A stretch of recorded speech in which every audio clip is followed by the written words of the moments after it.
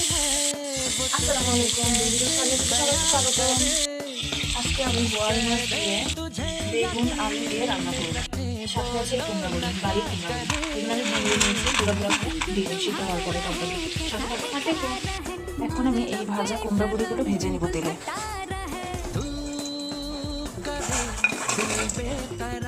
মশলা কষিয়ে নিয়েছি, তরকারি ছেড়ে দিলাম। কুমড়া বড়িগুলো তেলে ভেজে নিয়েছি ভালো করে।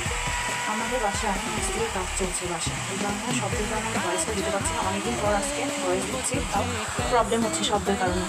এটা আমি ভালো মতো কষিয়ে নিয়েছি, এটা একটু তেল দিয়ে মশলা যত কষানো যাবে তরকারি কালারটাও ভালো আসবে, স্বাদটাও দ্বিগুণ বেড়ে যাবে।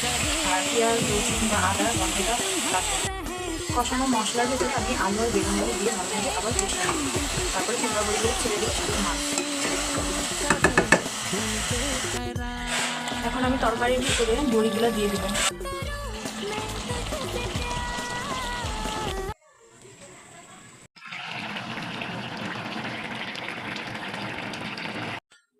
রান্না করা শেষ। সবাই লাইক কমেন্ট সাবস্ক্রাইব করবেন।